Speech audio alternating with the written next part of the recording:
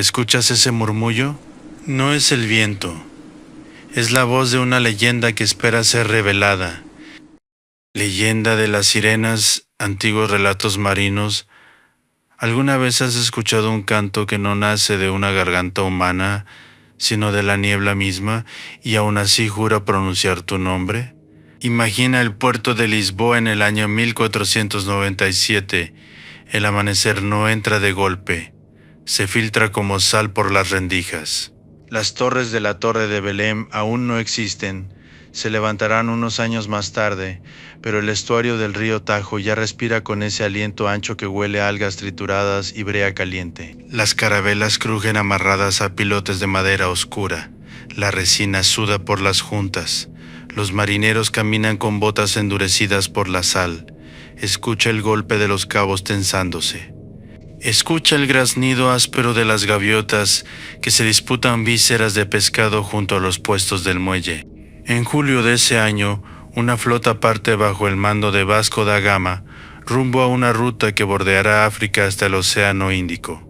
Las crónicas náuticas hablan de corrientes traicioneras frente a Cabo Verde, de mareas que levantan remolinos como si el agua respirara por branquias invisibles. Entre los hombres embarcados hay uno al que apenas nombran, Tomé Rodríguez, contramaestre de manos anchas y cejas pobladas, una cicatriz fina que le parte el labio superior.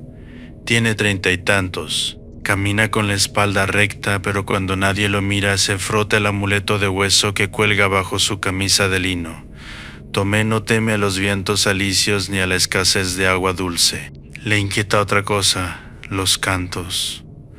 Desde niño oyó a pescadores de Setúbal hablar de mujeres que emergen en las rompientes, cabello enredado con sargazo, ojos que reflejan la luna como plata líquida. No son mujeres, decía su padre, que perdió a un hermano cerca de Cabo Bojador. Son el mar probando tu voluntad. Pero dime, si el mar quisiera probarte, ¿cómo lo haría? ¿Con tormentas que arrancan mástiles o con una voz que te promete descanso? Los antiguos ya susurraban estos relatos. Homero en la Odisea describió a las sirenas como voces que prometen conocimiento y gloria, no cola de pez, no escamas brillantes, solo un canto irresistible. En las costas del Mediterráneo, frente a lo que hoy es Sorrento, se contaba que el héroe Ulises ordenó atarse al mástil para escuchar sin sucumbir. Siglos después, en mapas del Atlántico, cartógrafos dibujaron criaturas mitad mujer, mitad pez, donde las aguas se volvían inciertas. Ahora escucha el crujir del casco. La flota se adentra en aguas más abiertas. El olor cambia, menos río, más océano. El oleaje no golpea, levanta y deja caer con una paciencia casi maternal. Tomé sube a cubierta durante la guardia nocturna. El cielo se despliega como un mapa negro, salpicado por estrellas que los pilotos usan para trazar rumbo. Y entonces, pausa, entre el silbido del viento en las jarcias, surge una nota sostenida. No es gaviota, no es madera, es un timbre grave que vibra en el pecho, como si el mar mismo cantara desde su fondo. Tomé gira la cabeza hacia estribor. La luna dibuja una silueta sobre el agua. ¿La ves tú también? ¿O prefieres decir que fue el cansancio? La nota se repite, más clara, más cercana, y alguien en cubierta murmura: ahí, en la siguiente guardia, el mar ya no parecerá el mismo, porque lo que asoma junto al casco no tiene piernas, pero tampoco alas, y sus ojos reflejan algo que no es la luna, y el primer grito aún no ha sido pronunciado. El grito no estalla de inmediato. Se forma como una burbuja en la garganta de Tomé Rodríguez y tarda un segundo eterno en romperse. A estribor, las botas resbalan sobre la cubierta húmeda. Un marinero deja caer un cubo. El agua se mezcla con el agua como si el mar reclamara lo suyo. La figura flota a pocos metros del casco. No bracea, no lucha contra la corriente, se desliza. ¿La distingues? No tiene cabellos largos ni brazos extendidos en súplica. La luna revela un lomo oscuro, brillante, arqueado como una media luna invertida. Un hocico romo corta la superficie y exhala un soplido húmedo, profundo, que vibra en el aire nocturno. Escucha ese sonido. No es una melodía humana. Es un resuello que nace de pulmones grandes y pacientes. Es un pez, murmura alguien. No, responde otro. Los peces no respiran así. La criatura vuelve a emerger. Dos ojos redondos separados parecen observar la nave. Un destello plateado recorre su piel. El timonel se persigna. En las costas del Atlántico Oriental, marineros portugueses y castellanos habían descrito, desde mediados del siglo XV, encuentros con animales que alzan medio cuerpo fuera del agua y miran como personas. En 1493, durante su primer viaje, Cristóbal Colón anotó cerca de la isla de la Española que vio 3 sirenas que salieron bien alto del mar, aunque no eran tan hermosas como las pintan. El registro quedó en su diario, fechado el 9 de enero. ¿Te suena la frase? No eran tan hermosas. Tomé no piensa en belleza, piensa en su padre. Piensa en el hermano perdido cerca de Cabo Bojador, ese punto temido en el siglo XV donde los barcos portugueses, bajo el impulso del infante Enrique el Navegante, aprendieron a romper el miedo a lo desconocido. Bojador fue doblado en 1434 por Gil Innes. Desde entonces, el Atlántico dejó de ser un muro y se volvió camino. Pero los caminos tienen guardianes.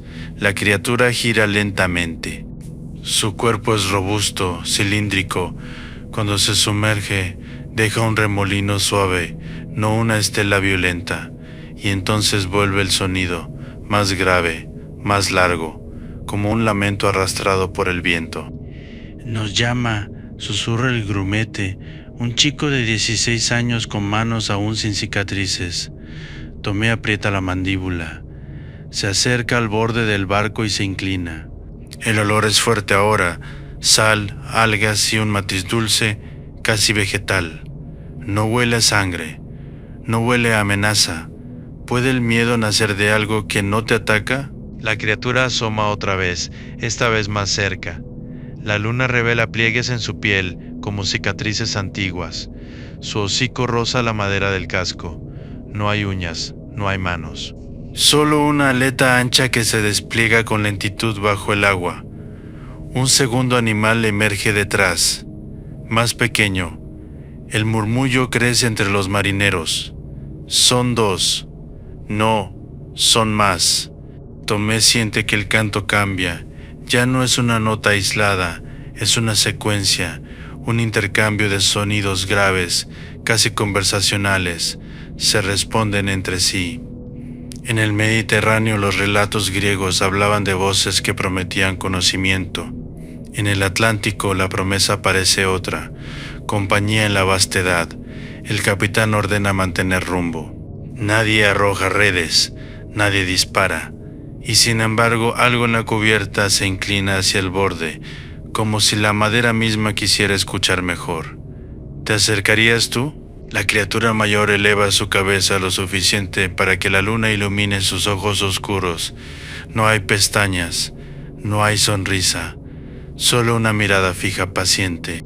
Entonces uno de los marineros da un paso más de la cuenta, y el mar, como si hubiera esperado ese gesto, responde con un movimiento que nadie previó. El movimiento no es violento. No hay ola que golpee ni espuma que estalle. Es algo más sutil y por eso más inquietante. El marinero que avanzó, Juan Faría, gallego de hombros estrechos y nariz aguileña, se inclina demasiado. Su mano casi roza el agua. La criatura grande eleva la cabeza y emite un soplido corto, húmedo, directo hacia él. Joan parpadea sorprendido como si alguien le hubiera hablado al oído. ¿Lo oíste? Murmura. Tomé lo sujeta por la camisa y lo arrastra un paso atrás. La tela cruje, el mástil vibra con el viento, y el mar, sin embargo, permanece sereno, apenas ondulado por el peso lento de esos cuerpos oscuros. ¿Te das cuenta? No embisten, no muerden, no muestran dientes. se limitan a estar ahí. Bajo la luna, ahora pueden distinguir mejor sus formas. No son esbeltas ni estilizadas como las figuras esculpidas siglos después en fuentes barrocas.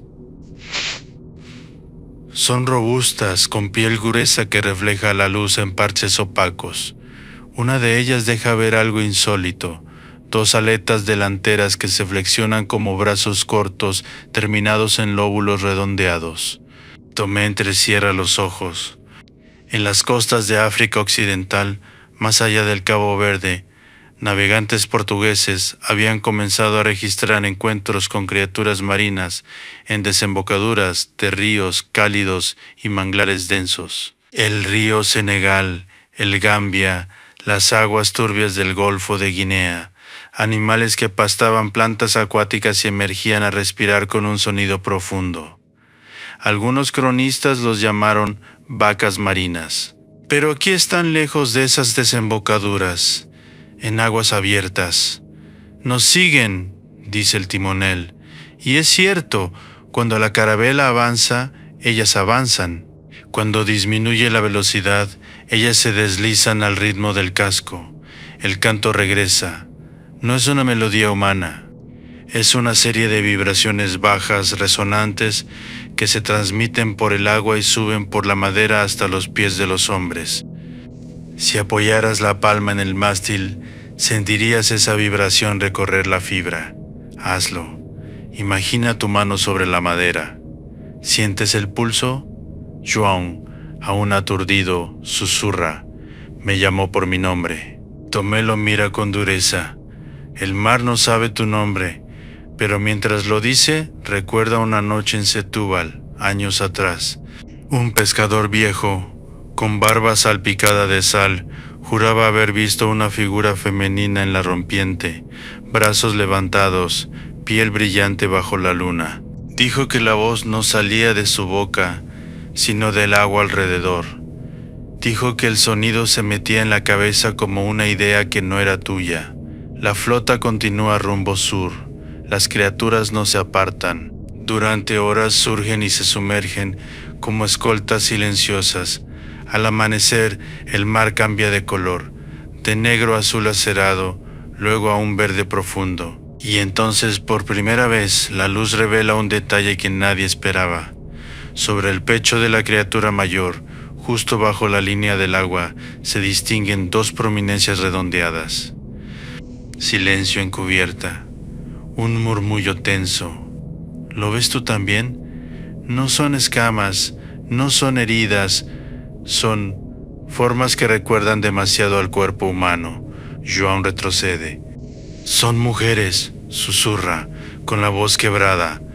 Tomé no responde, pero el amuleto de hueso bajo su camisa arde contra su piel como si hubiera tocado fuego. Y cuando el sol termina de alzarse, una de las criaturas se acerca tanto que su cuerpo roza la quilla.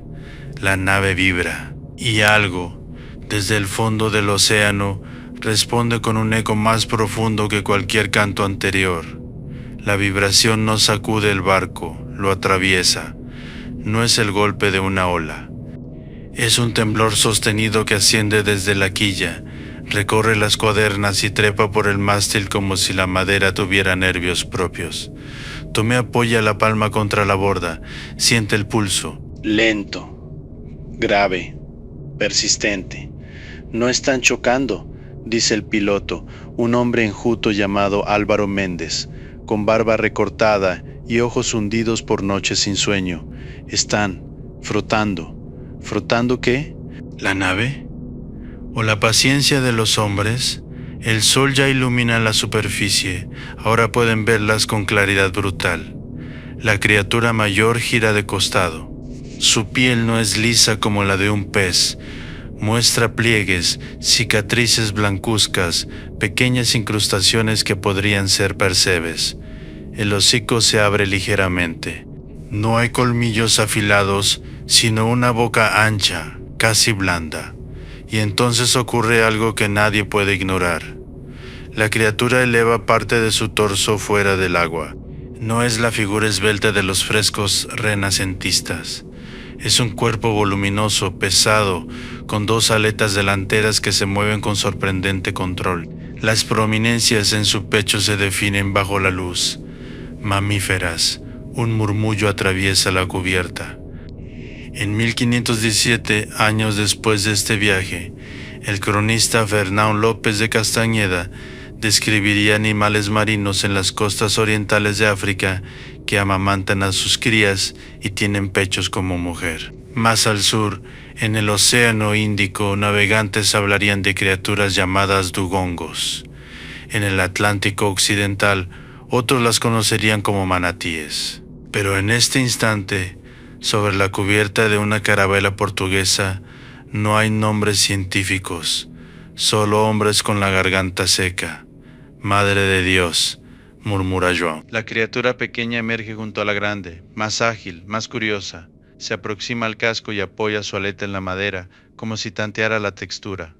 El contacto produce un sonido sordo, húmedo. Escucha ese roce. No es un golpe, es una caricia pesada. Tomé siente una punzada extraña en el pecho, no miedo puro, no fascinación limpia, algo intermedio.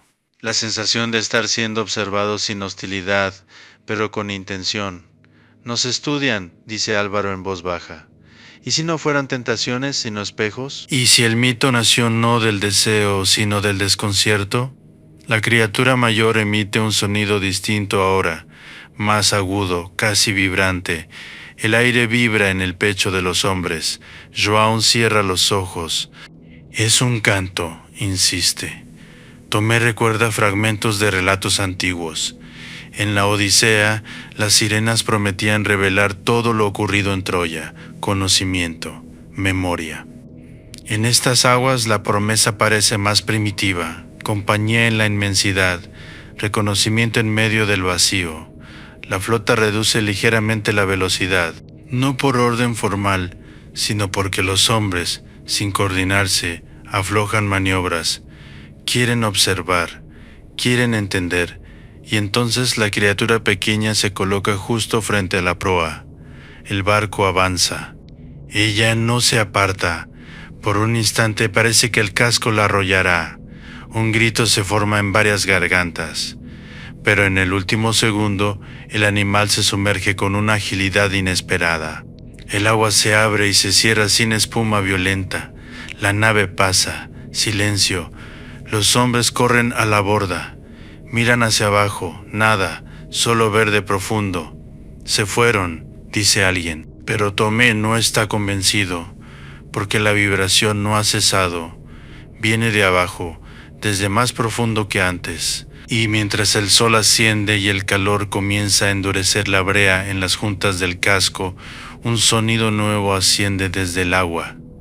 No es un resuello, no es un canto, es algo más, y viene acompañado por sombras que no pertenecen a solo 2 cuerpos. Las sombras no se mueven como cardúmenes, no giran al unísono ni se dispersan en estampida, se deslizan con peso, con intención. Bajo la quilla, el agua adquiere un tono más oscuro, como si una nube hubiese decidido vivir en el fondo. Tomé se arrodilla junto a la borda y entrecierra los ojos. El sol del Atlántico cae vertical, despiadado, arrancando destellos de la superficie. Aún así, distingue volúmenes. 3, 4, quizás 5. No son las mismas, susurra Álvaro, y no lo son. Algunas son más grandes, otras más pequeñas, un grupo. ¿Te das cuenta de lo que implica? Si son animales, viven en comunidad. Si son leyenda, también. Un golpe sordo vibra contra la madera. No desde fuera, desde abajo, como si uno de esos cuervos hubiese rozado la quilla con el lomo. El barco responde con un crujido largo, profundo. Los marineros se miran. Nadie ríe. Nadie lanza bromas para aliviar la tensión. En las costas del África Occidental, cronistas portugueses del siglo XVI registraron que ciertas vacas marinas se reunían en aguas poco profundas para alimentarse de hierbas marinas. Eran vistas cerca de estuarios cálidos, donde los ríos diluyen la sal del océano. el río Senegal, el delta del Níger, las lagunas de Guinea, pero aquí están lejos de tierra, o tal vez no tanto. Álvaro consulta su astrolabio. Calcula la latitud con gesto concentrado. Están descendiendo hacia el Ecuador. Las corrientes cambian. El agua se vuelve más tibia, el aire más denso. Un nuevo sonido asciende. No es el resuello grave de antes. Es una vibración más compleja, casi rítmica. 2 tonos alternados. Tomé apoya la oreja contra la borda. Hazlo tú también. Inclínate. Apoya el oído contra la madera imaginaria. ¿Escuchas cómo el sonido viaja por la estructura del barco? No es solo agua, es comunicación. Se llaman entre ellas, dice yo aún con los ojos abiertos de par en par. La criatura mayor emerge de nuevo, esta vez más lejos, a unos 20 metros. No parece interesada en tocar el casco ahora. Observa, y entonces sucede algo que altera la respiración de todos. Desde el costado opuesto, otra figura asoma, pero esta es diferente, más estilizada. Su lomo es más oscuro, casi negro a su lado.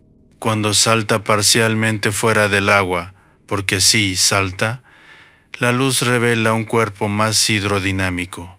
Una aleta dorsal corta la superficie como una hoja, un chasquido agudo perfora el aire. «¡Delfines!», exclama uno de los marineros que ha navegado cerca de las Azores. Y tiene razón, en el Atlántico Norte, grupos de delfines escoltan barcos desde hace siglos. Juegan en la proa, cabalgan la ola que el casco genera. Son rápidos, ágiles, casi festivos, pero estos no juegan, no saltan en arcos elegantes repetidos. Se mantienen alrededor de las figuras más grandes, como centinelas. ¿Lo entiendes? 2 especies, 2 formas, un mismo círculo. Las criaturas voluminosas, las de pecho prominente y movimientos lentos, permanecen en el centro. Los delfines orbitan. El sonido cambia otra vez, un intercambio entre graves y chasquidos agudos. Una conversación cruzada. Tomé siente un escalofrío que no proviene del viento. Si durante siglos los hombres confundieron cuerpos lejanos, lomos emergiendo al atardecer, pechos visibles en la penumbra, ¿qué habría visto un marinero exhausto, sediento, mirando desde cubierta, mientras la luna deformaba las sombras? La criatura mayor se aproxima una vez más. Esta vez no toca la madera. Se detiene a escasos metros.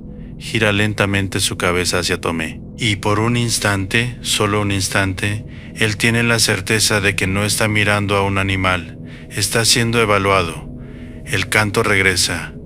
Pero ahora no es colectivo. Es individual. Y está dirigido a alguien en la cubierta.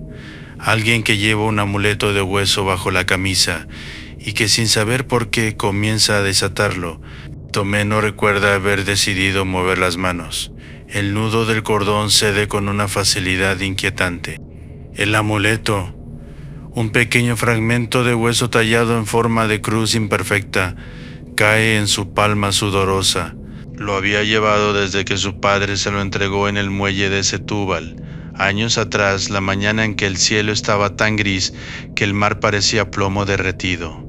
«No lo sueltes nunca», le dijo entonces, y ahora en mitad del Atlántico, con criaturas rodeando la nave, el objeto pesa como si absorbiera el pulso del barco.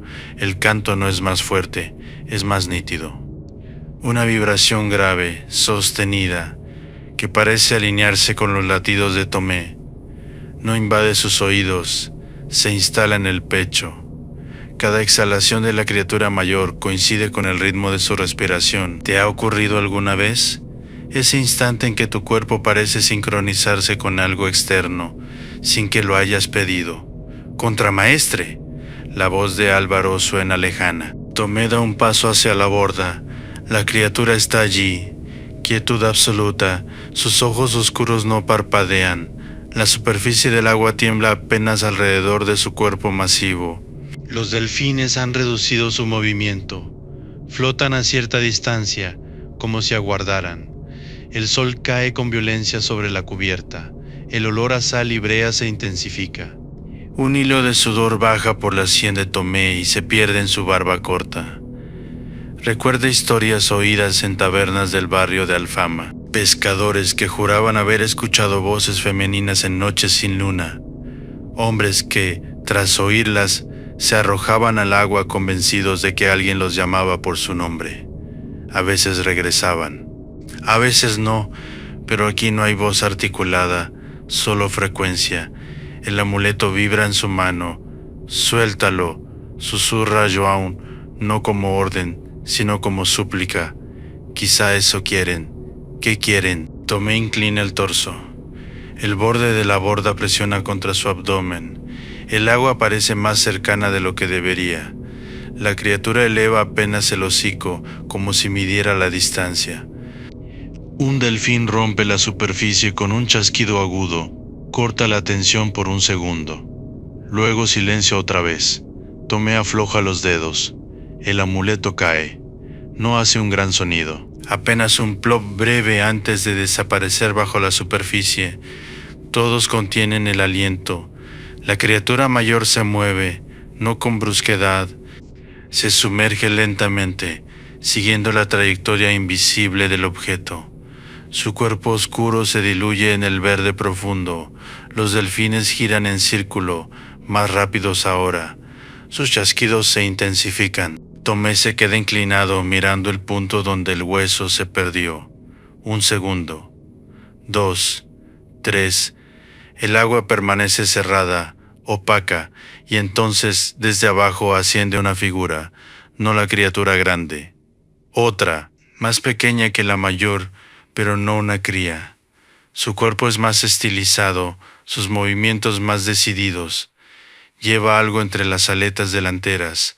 La superficie se rompe, y en ese instante, todos en cubierta ven el objeto blanco sostenido contra el pecho del animal.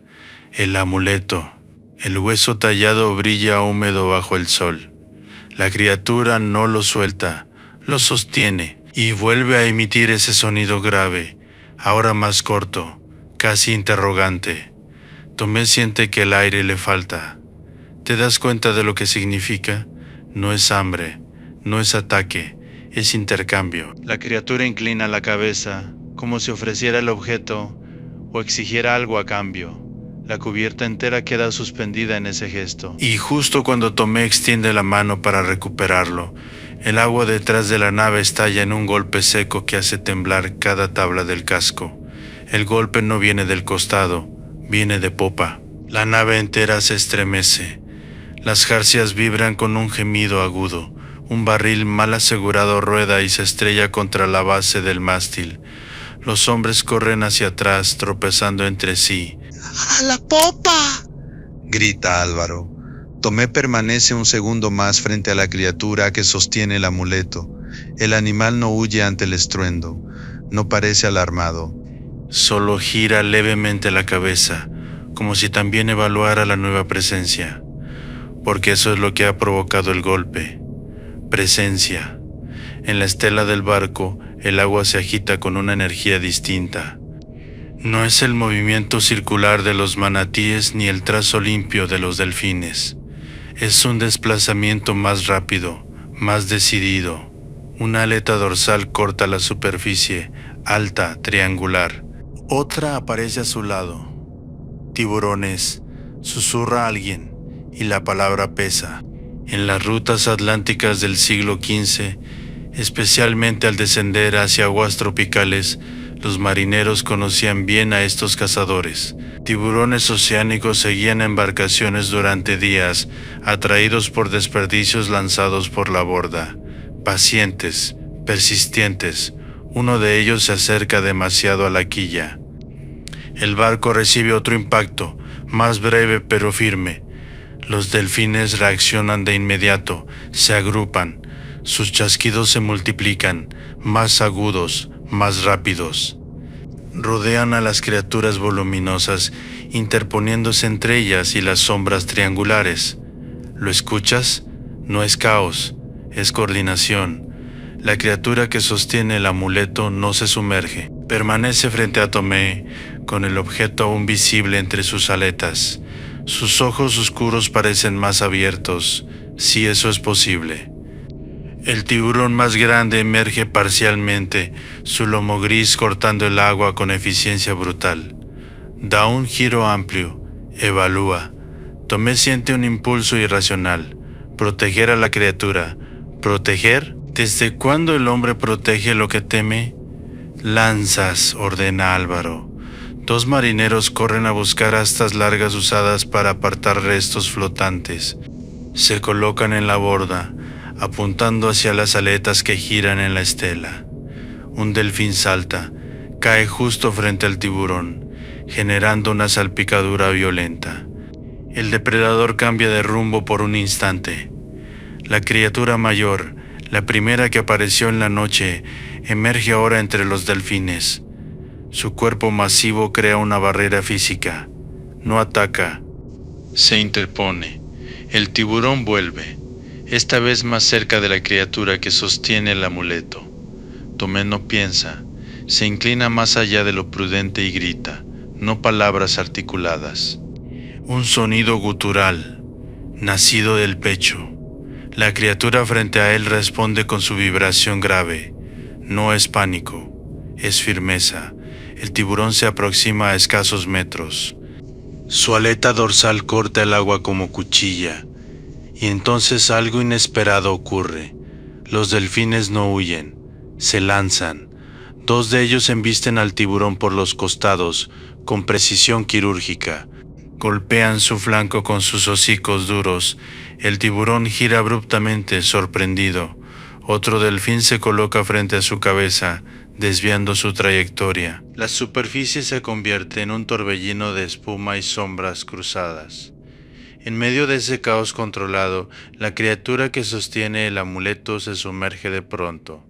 Desaparece. Tomé siente que el vacío le atraviesa el estómago.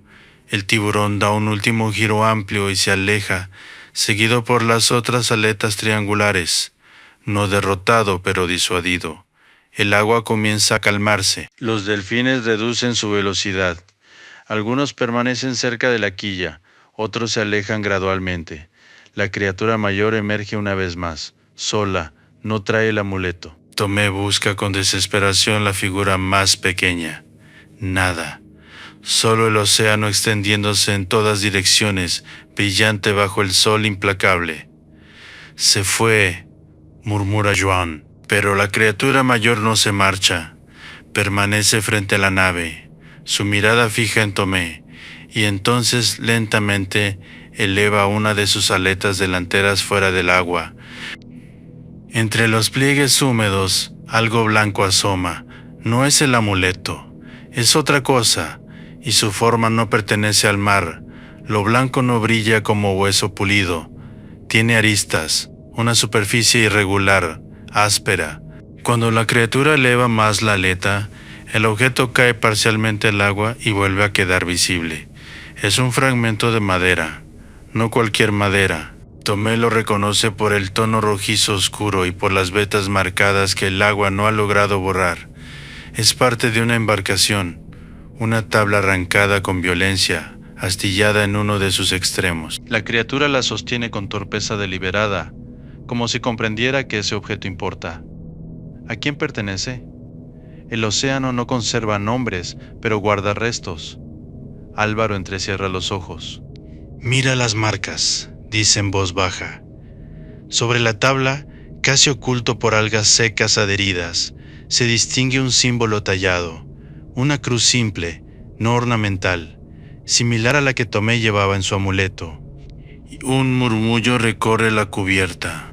En 1434, cuando Gilles logró doblar el cabo Bojador, se rompió una frontera mental que durante décadas había mantenido a los marineros europeos alejados de esas aguas. Desde entonces, numerosas naves partieron hacia el sur. No todas se regresaron. Las corrientes frente al Sahara, los bancos de arena invisibles y las tormentas repentinas cobraron su tributo.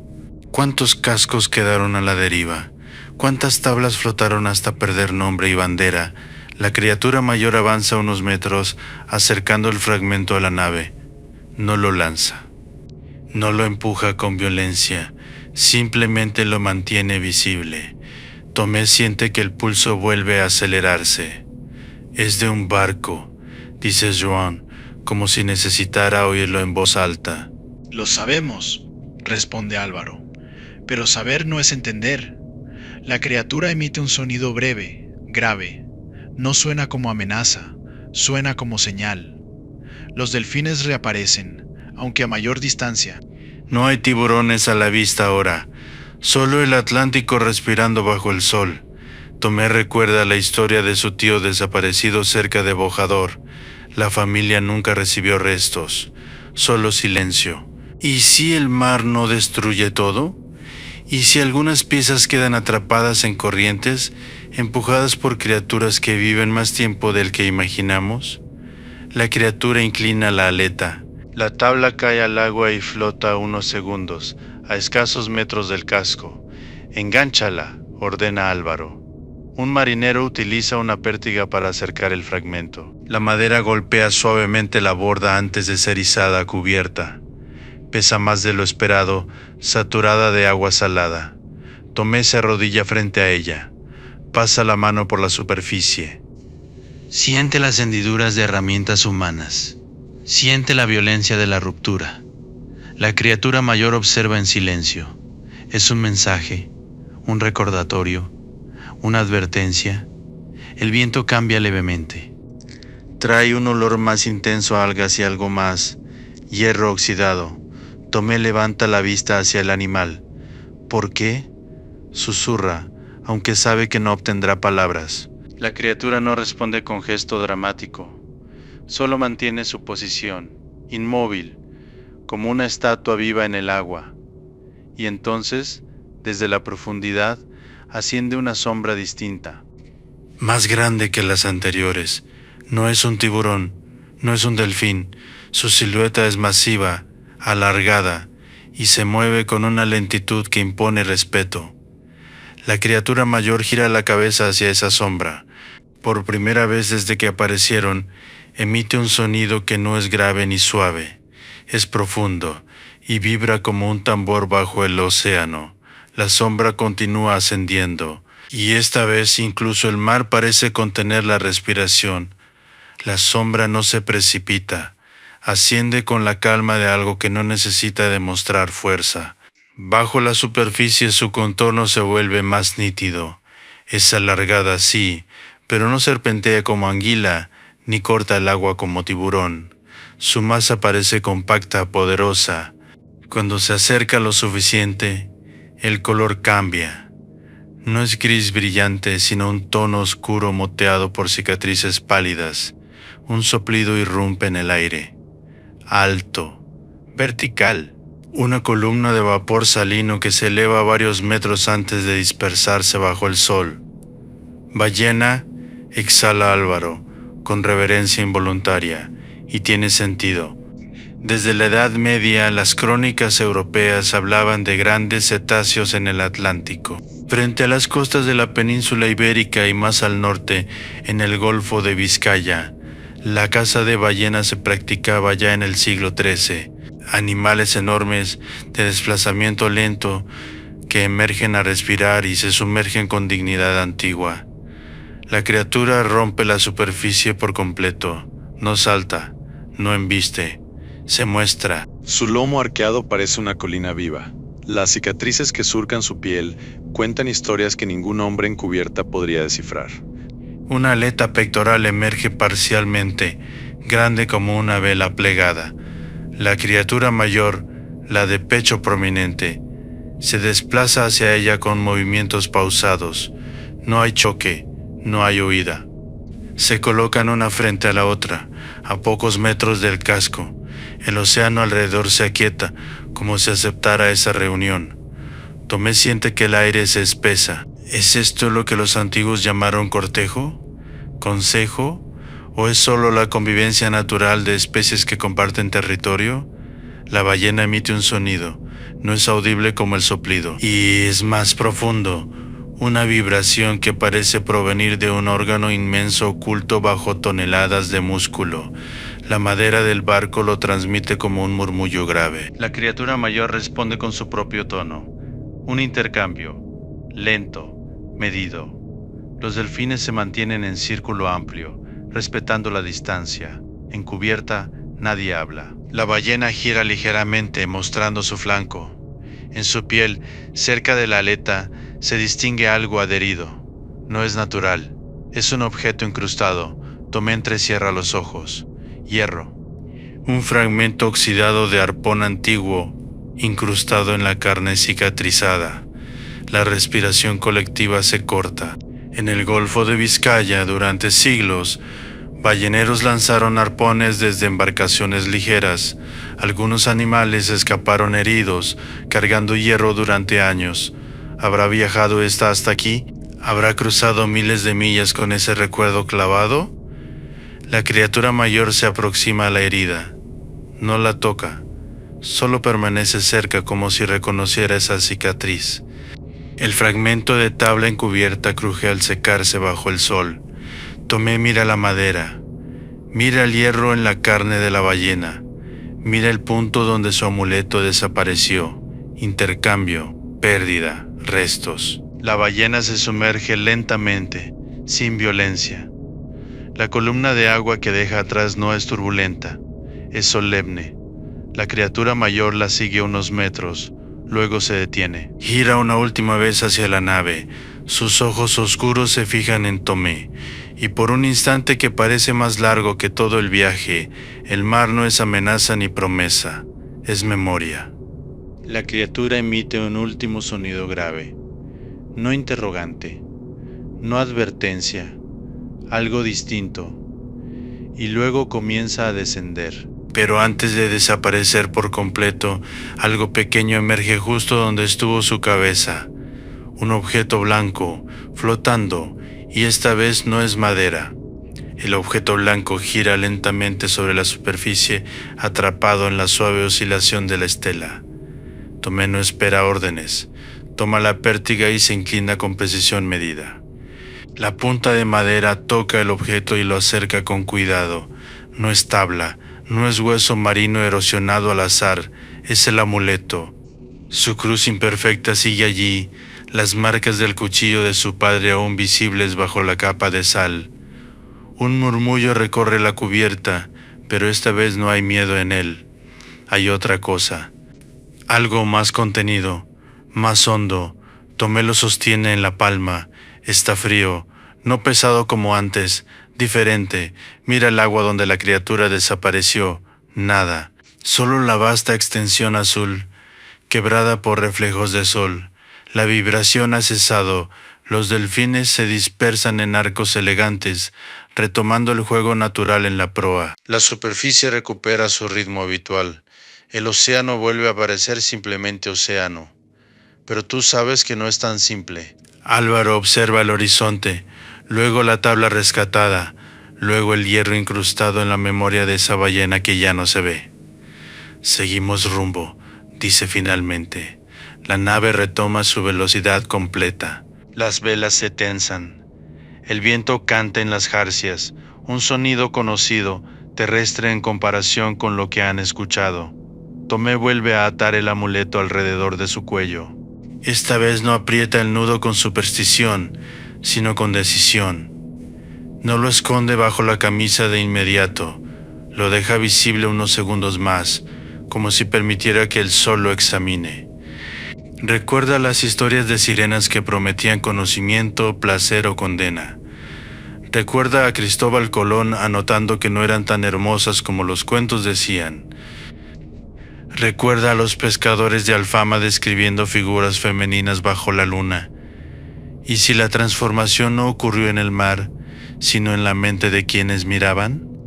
Un lomo oscuro emergiendo al atardecer puede parecer espalda humana.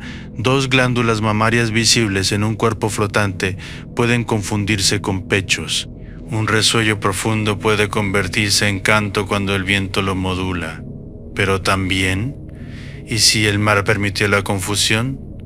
El fragmento de tabla es asegurado junto al mástil. No lo arrojan de vuelta. Permanece allí como recordatorio mudo de otros viajes, otras pérdidas. El sol comienza a descender. El cielo se tiñe de cobre y violeta. El Atlántico, amplio y respirante, se extiende sin fronteras visibles. Tomé sube a cubierta durante la guardia nocturna una vez más. Apoya la mano en la borda, cierra los ojos. Silencio. Luego, muy lejos, apenas perceptible. Un sonido grave, no cercano, no inmediato, distante, como un eco que viaja bajo millas de agua. Tomé no sonríe. No se persigna, solo escucha. Y mientras la carabela continúa hacia el sur, hacia costas aún no vistas por sus ojos, una pregunta queda suspendida en la oscuridad. Cuando los marineros regresen y hablen de sirenas, ¿contarán lo que vieron o lo que necesitaban creer? El mar no responde, pero tampoco olvida.